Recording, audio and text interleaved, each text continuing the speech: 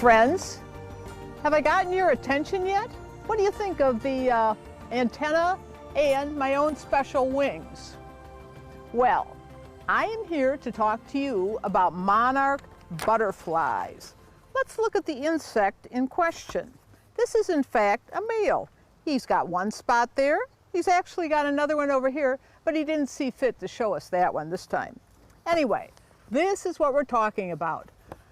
We don't see tigers, we don't see elephants. We're not in India, we're not in Africa. But here in the Midwest Flyway, the monarchs fly through. They want to lay their eggs here, they want to have their babies here, and you and I, we want to help them. So let's see what we can do. All right, some statistics. Number of monarchs in 1996. Ooh, 1 billion. That's a very big number. Number in 2013, oh, 33 million. That's not so many, and they need our help before they become endangered. Now, I don't know if you understand how our monarchs that we see in the summer here in Illinois have come from Mexico and are flying back to the Midwest, and then they go on to Canada. Oh my gosh, then they reverse the trip. What is wrong with these bugs? Whatever.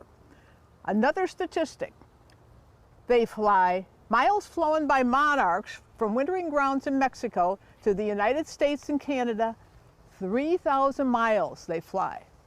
Wow, think about that. Okay, I think I've got your attention. My name is Kay MacNeil, and I am on the board of Garden Clubs of Illinois. Now, my actual title is Bee, Bird, and Butterfly Chairman. I'm always a little afraid they're going to add bats to that title, but so far so good. And now that we're discussing bats, which we aren't really, I will add 3,000 insects a night. I know a lot of you are saying, I don't want to know anything about bats. Oh yes, you do. That's all you need to know. 3,000 insects a night. Moving back to monarchs. Okay, we can do something to help monarchs. And what is it? All a monarch butterfly wants is a milkweed plant. And we can grow those here. They are perennial. They will come back for you every year. Don't you love something besides a petunia that you don't have to pay for every year? Sure you do. And there are many kinds which are not invasive. So I think I've got your attention now with my cute antenna, my adorable wings, and I think you're going to keep watching this video because I'm going to tell you a lot more stuff about monarchs. As part of my thing of being on the board of butterfly moment, as part of my thing of being on the Garden Clubs of Illinois, of course I'm supposed to promote butterflies, etc., etc. So our Garden Clubs of Illinois president at one board meeting said, you know, we've got some money in the President's Project Fund. How about if all you people come up with ideas? I called her that afternoon. I said, I think gardeners all over the state of Illinois want to help bring back monarchs. And I said, Carol, let's help monarchs. I said, this is something that all garden clubs can do. Everybody, no matter what age, can participate. And I think this is great. She talked to the rest of the board. Yes, they were in. Well, as you know, if it's your idea, what? You're the chairman. So here I am, chairman for Garden Clubs of Illinois, Milkweed for Monarchs program. Now, let's look at some things we can do with common milkweed and can create fields of this. Monarchs want big fields of milkweed. Oh, did you see that? Did you see those monarchs that passed my nose? Well, this is all part of the fun. I have a garden filled, and we are in my garden, I have a garden filled with butterflies, and isn't this wonderful? Anyway, what a bunch of little fussy movie stars coming by. Let's move on and look at some common milkweed. I am out in the field behind my yard, and I am very fortunate that this has been left uncut. And you probably can see behind me all of these wonderful common milkweed plants, which are huge. And this is one of the things you're going to want to look for when you're looking for seed, is to find some roadside or field that has a lot of that. Remember, always ask permission. You may find some prairie people who will have extra seed, but you want to find seed. Now, do we all understand that monarch butterflies only lay their eggs on milkweed. You put monarch caterpillars in with grass, they would rather drop dead than eat that junk. No, they only want their milkweed. We don't know why. I don't even think humans ever eat milkweed.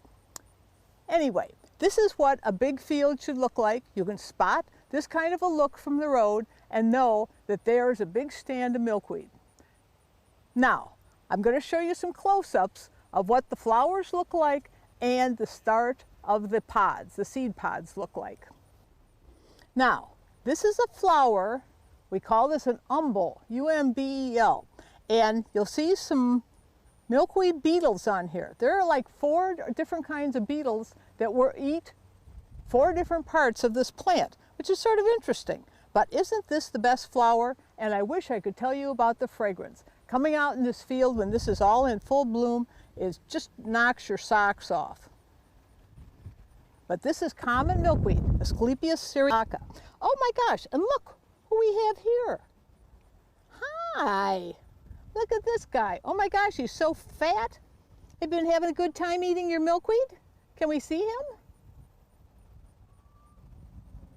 Okay, here we see the caterpillar, loving his milkweed. This guy is so big, he's about ready to go into chrysalis. I'll tell you something about the chrysalis. It's under the striped skin. I don't know what that means. Think about it. This is quite the creature. Another thing that is really interesting about this plant, now as you can see, some of these flowers are getting to be at the end of their life and they will turn into pods because they've been pollinated. But look at this. Here is where we see the pods. And these are what you're going to look for, but it'll be twice as big as this by fall. At some point it will crack open and you'll see all this fluff. If you are opening this pod at the correct time, you will be able to hold the fluff in your finger and strip off the seeds. Think about it. But this is what we want, the seeds out of these pods. I'll tell you a little story too. This is such a fascinating plant. An interesting thing about the milkweed is that in World War II, they used to fill Navy life preservers with kapok, and from the kapok tree in the Philippines. But that was impossible to get. So what to do? Somebody discovered that milkweed plants, the fluff from milkweed, is water resistant. Oh, what a great filler for Navy life vests. But how were they going to get somebody to collect fluff from milkweed plants? Well, somebody must have noticed that Illinois used to have a lot of it along the roadsides before we had so many genetically modified fields, and they decided they would try filling the life preservers with milkweed fluff. Okay, so they sent out onion bags to the kids in the one-room schoolhouses around Illinois. If you go online and look at these stories, they are so adorable. One teacher wrote, well, I've only got 12 kids in my school and they're pretty small for their age, but we collected 50 pounds of milkweed fluff. Stories like that, so adorable, so cute. Anyway, I had one lady come up to me and say, oh, when I was a kid, I had to collect fluff for life preservers. And I said, were you in a one-room schoolhouse? She said, how would you know that? Hey, the Monarch lady knows stuff. Now here's a nice stand of common milkweed, and you probably can see behind me a lot of plants that look like this rubber tree plant. Common milkweed. Now, used to be, Illinois was covered with this stuff all along roadsides. I've had so many farm kids that tell me, oh, their father made them pull this stuff because if the cow ate it, it made the milk taste bad. I asked a horse lady, she says the horses are too smart, smarter than cows, and they spit it out. Anyway, if you go out south of Chicagoland right now, you'll see that all the fields are perfect. They're soybean fields. They do not have a single weed in them. And why is that? Because that's all genetically modified and sprayed with Roundup. Makes a big difference in seeing this roadside stuff. So we need more areas like this. And if I say so myself, I did this with my own little bunch of pods.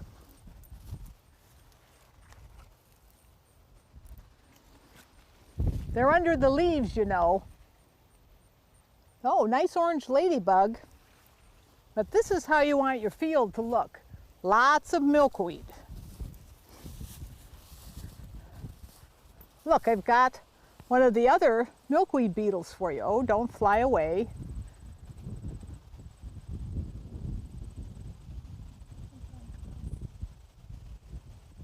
And he came out of, well, we know the technical word, umbel. There he went. Woohoo. Okay, monarch friends, now I'm going to teach you how to become the mother of a caterpillar. And you are now thinking to yourself, what can that possibly mean and why would I do that?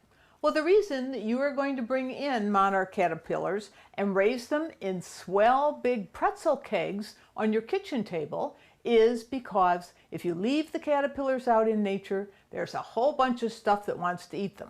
Spiders, wasps, birds. Now, scientists tell us that birds don't eat monarch caterpillars because they taste bad. Ooh, but they all had to try the first one now, didn't they?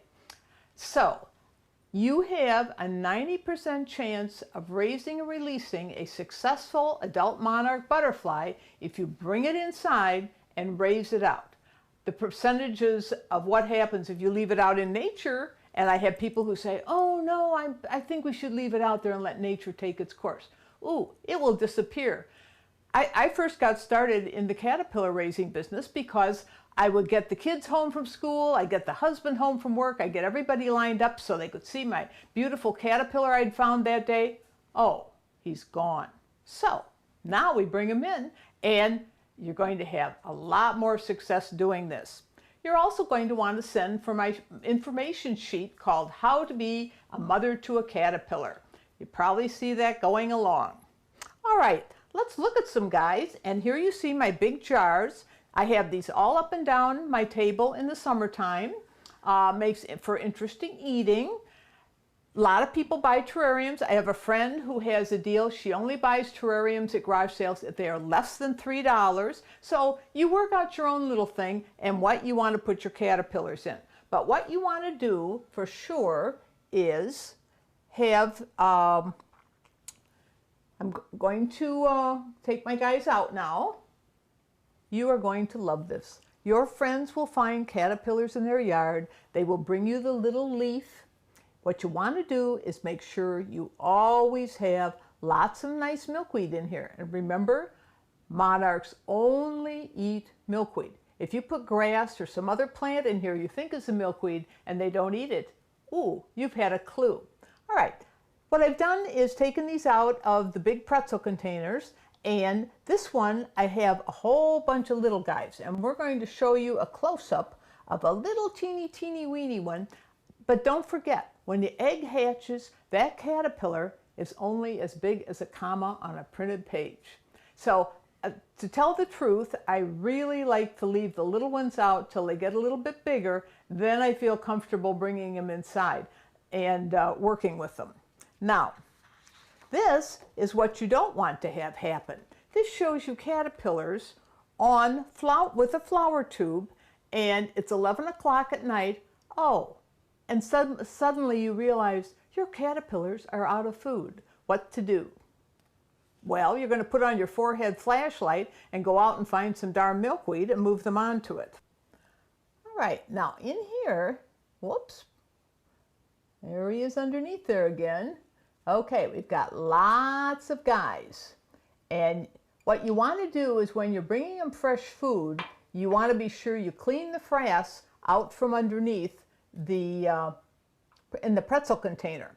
Now you see this has been pretty well eaten, and this is a flower test tube. You know that you got roses. Hopefully someone sent you roses and they had these on the bottom and you saved them, because this works great. You want to be sure that you put the milkweed in water, and you want to be sure that you either have it covered with a lid like this or with double tin foil, because, oh, what a surprise. Monarch caterpillars are a little bit stupid, so they will keep climbing down the food and will go into the water and drown. And we would feel very bad about that. Okay, let's look at our next little glass here and look at some chrysalis.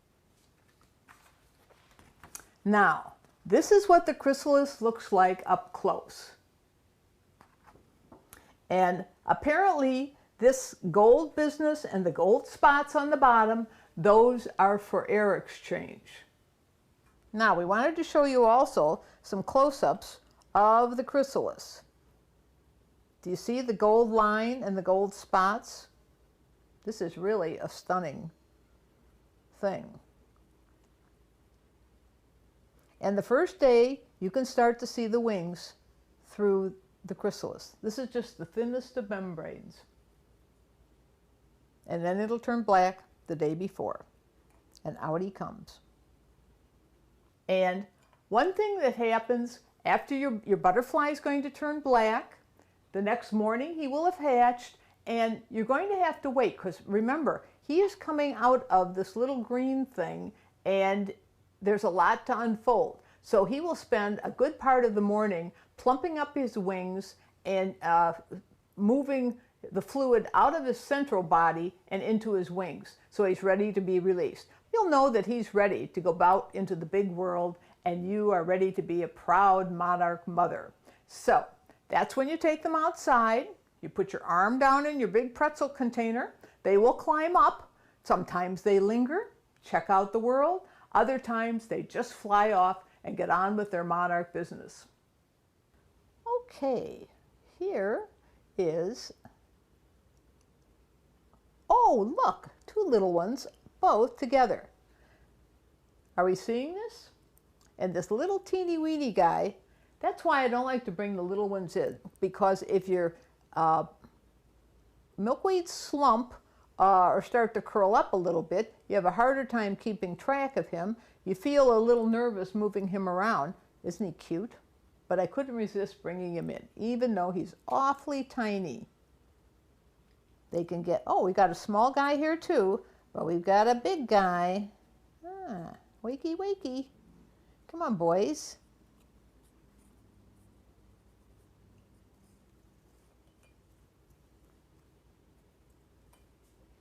Whole jar of big guys. Before they go into the chrysalis, they're going to hang in a J.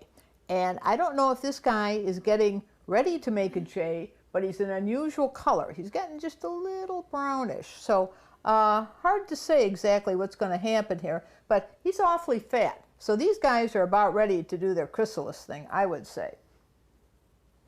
Now we have a couple little movies for you that will show you how this caterpillar, chrysalis, butterfly stuff really works. Here you see the stripy skin of the caterpillar is splitting, and you'll notice he's hooked up by his little foot up there. He's been hanging in a J for a day, and then all of a sudden he starts cracking his skin like this.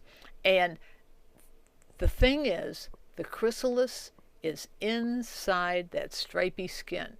How does that happen? I have no idea. I am not a science girl here by a long shot. All right, close up of the foot up there is attached. And caterpillars, monarch caterpillars constantly have this little webbing that they use to hold themselves on leaves, and you'll be able to see how he's bringing his little foot out, and he is looking for where the J and where the caterpillar skin was attached. So he is going to find that little webby spot, and believe me, this web is really strong. I mean, these guys could withstand a hurricane and not blow off the leaf. So we're going to watch this while he's still trying to find the webby spot. And ha! Has he got it? Yes. Now, all that black stuff, you can see the antennas hanging down. All of that is skin and stuff that the chrysalis is done with. And right now the chrysalis does not look like the picture that we showed you, all smooth and green. But as it hardens up, it will shrink up, shorten up, and look like the chrysalis picture that we showed you. But this is basically looks like an alien organism right now, which certainly is interesting.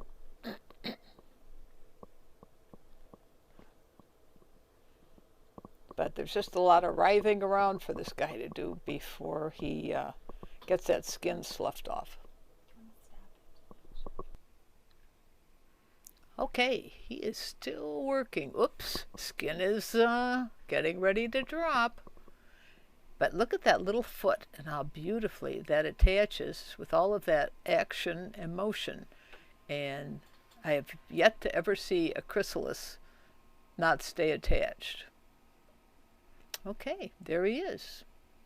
Now it just is up to him to shorten up. And you see how you see these unusual ridges going up. But then it'll turn to that solid green. The gold line gets on there. And the little yellow, the little gold dots for the breathing. So this guy's winding it up here. Now our next clip will be about, let's see the butterfly come out. And here you can see we've got lots of chrysalises. All right. Butterfly number 1 is ready to come out. And this happens so fast. And you'll see that the other one's shaking. You know, that one's certainly working on it. I have no idea what they're doing, but it involves plumping up. Now when this guy comes out, look at how short and tiny those wings are. What kind of a miracle is this? And you see how fat the body is.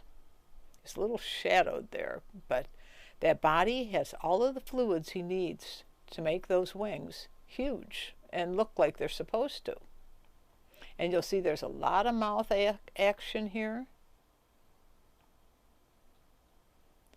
And the legs are very stickery.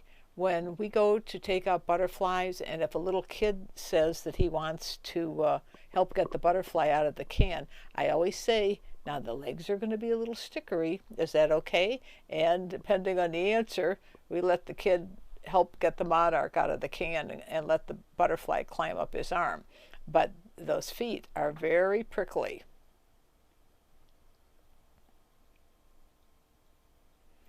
All of that juice that's in the body, that will all be pumped into the wings.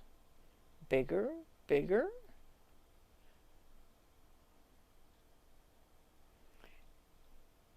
And what he's hanging on is the chrysalis skin. And look at how thin that membrane is. Again, this is all so thin and so fraught with the possibility for an error somewhere. I mean, when something's that thin, you think, well, what if they split it too soon or whatever? But there'll be a lot of twisting and turning and working of the mouth parts too. I don't have any idea what that all means, but apparently it's crucial in the process of the plumping up. We'll just watch for a bit.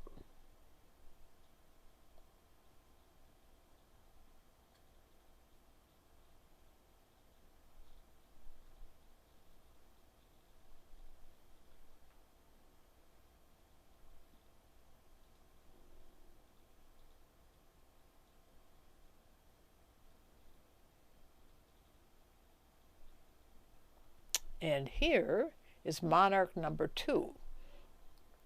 Now, when I first saw this guy come out and saw how huge his body was, I thought, well, maybe, and his wings seemed a little small, and I thought, well, maybe there's something wrong with him, and he's not going to be successful. But I'm happy to tell you that you will get to see him be successful. Notice the juice that they also squirt extra juice that apparently is left over out of their body, and it's orange. Go figure.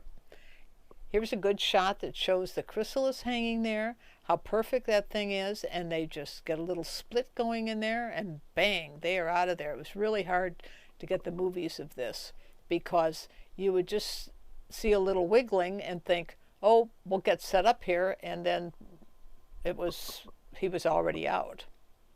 But this guy has a really big body.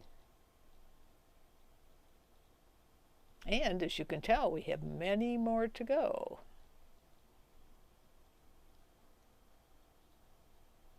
That other little black thing that's there on the ground next to the left of the glass, that is just a leftover piece from when one of the caterpillars went into the chrysalis. And that's just the skin and the antenna and so forth, you know, as it dropped off once he got the chrysalis attached. And that just sloughs off. Okay, that pretty much does it, and you have had a very intimate and personal view of the monarch becoming a mature butterfly. Now, a lot of people think that the only milkweed we have in Illinois that's good for monarchs is the common milkweed, the Asclepias syriaca. That is totally not true. Now, I've shown you a lot of common milkweed and the pods, and the very interesting milkweed beetles that love to eat that milkweed. It's the only plant you'll ever find those very colorful guys on. And I'm going to show you pods in fluff.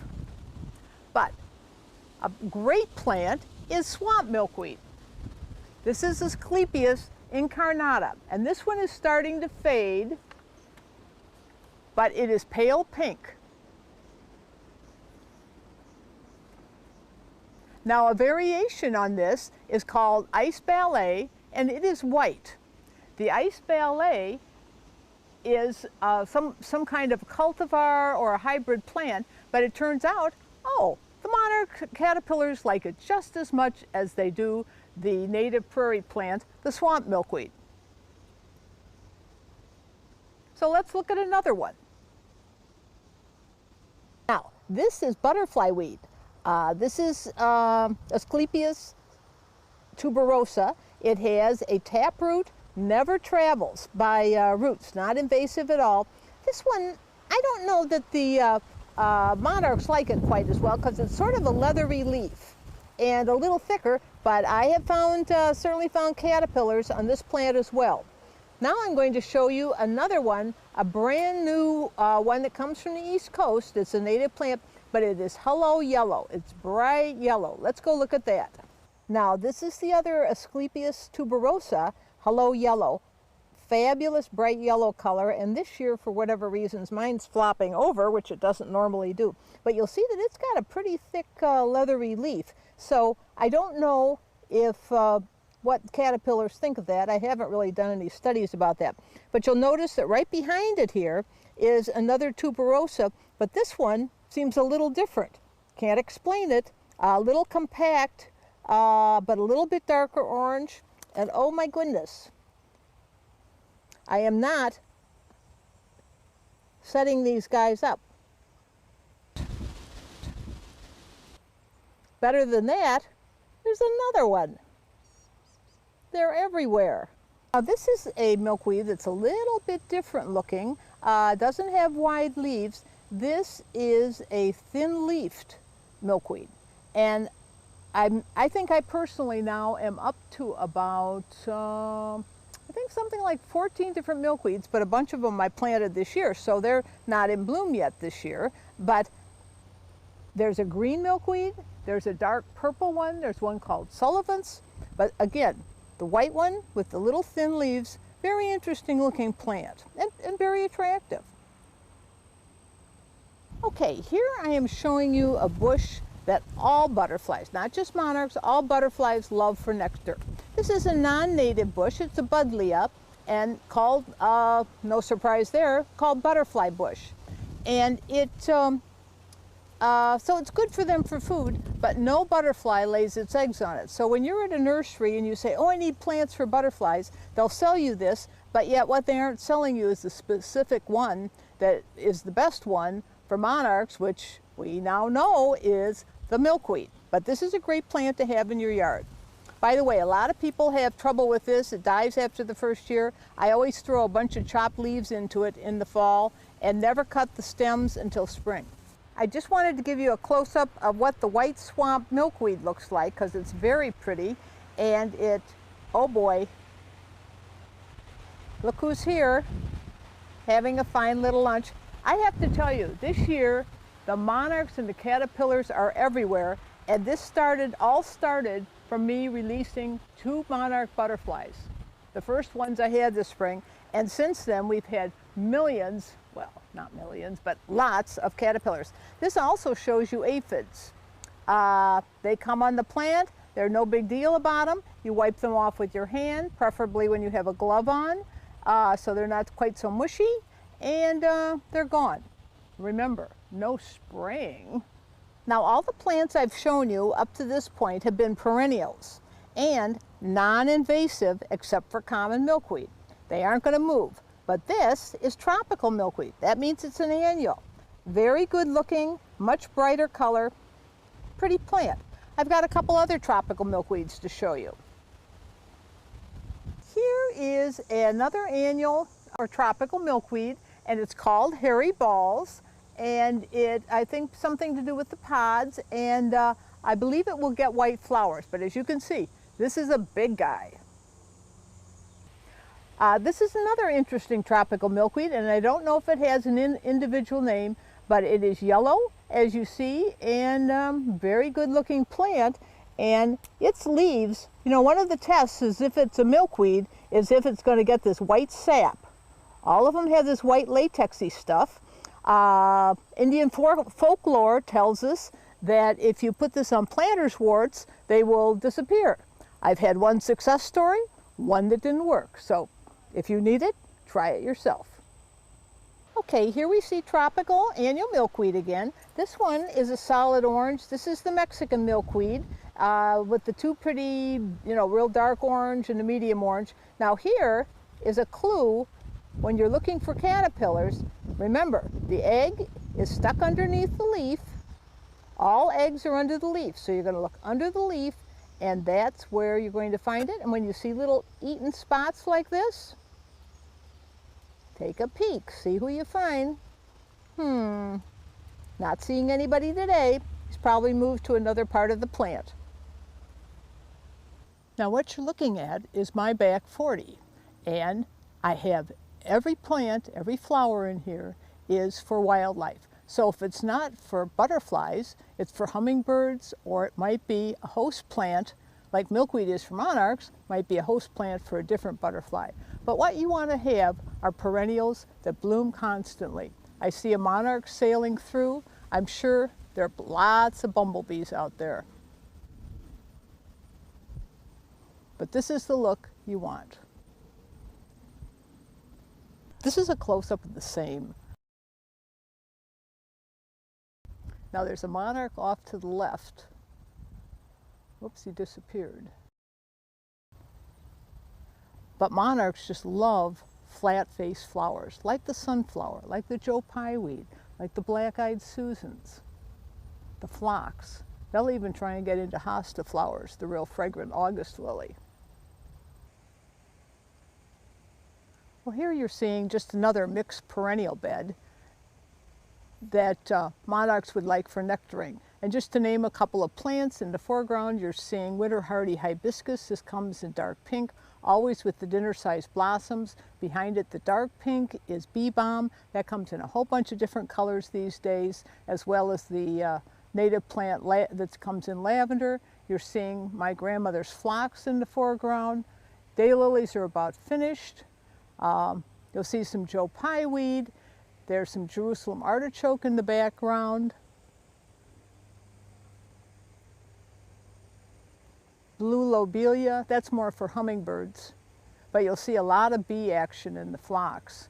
So all of this is good for all pollinators, including monarchs. Now the program that I've designed has several aspects to it. The first one is tell your neighbors. Tell your neighbors that monarchs only lay their eggs on milkweeds. That's so important. Next thing is, make sure the people in your garden club or your women's club or your Lions club or whoever it is, your church group, that they are planting milkweeds and planting milkweed seed. Oh, what's the next aspect of my Milkweed for Monarchs program? Get seed. How are we going to find milkweed seed?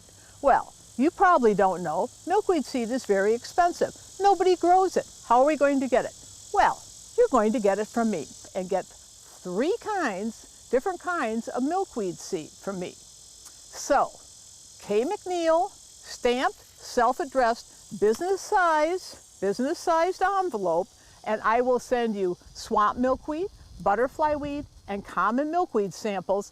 Oh, and I love lots of literature, so you'll be getting a lot of that too. So, you've got the seed, you're going to call your local nurseries, you're going to find plants. You want to have plants, you want to have seed. Okay, so that covers that. So what's the next aspect? Okay, once you have passed out all this information to your garden club or whoever it is and your friends, you are going to, this fall, and whatever fall that may be of whatever year, this fall, you are going to save milkweed seed for me. Wow, what does that mean? You are going to go out and look for milkweed, find it, pull the pods off. Oh, and could you possibly clean it? Do you remember when you were a kid and you pulled the milkweed fluff out of the pods and it floated off and it was so adorable, the seeds are hanging to their little parachutes? Oh, if you are cleaning this, and specifically, if I am cleaning this alone in my garage, think furry eyeballs, furry lungs. No, I need a little help with the cleaning. Now, all of the seed that you can get for me, cleaned, send it to me, and I will get it to IDOT. I will get it hopefully to the toll roads. IDOT has said they will use as much seed as we can give them. School projects, they are always asking me for seed. Townships, highway commissioners, all of these people across Illinois are interested in getting free milkweed seed. So what you're going to do, find milkweed, find it in your yard, plant the plants, and clean the seed, mark it as to variety. Then you're going to mail it to me. I am hoping to fill burlap bags of milkweed seed this fall. We want to give all of these agencies more milkweed seed than they have ever seen. Oh, and how does this vision end?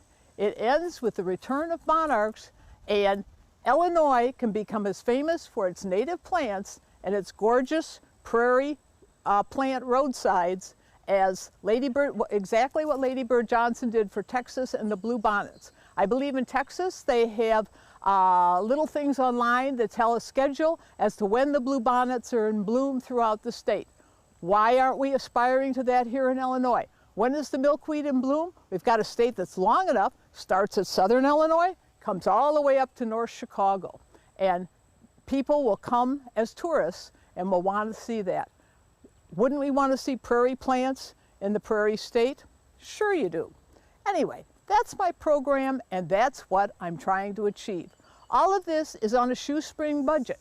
I don't have any finances for this, and when I first started talking about doing this, the one thing that came to mind was, would I be filling up little earring Ziplocs with milkweed seed night after night into past midnight and into 1 or 2 o'clock?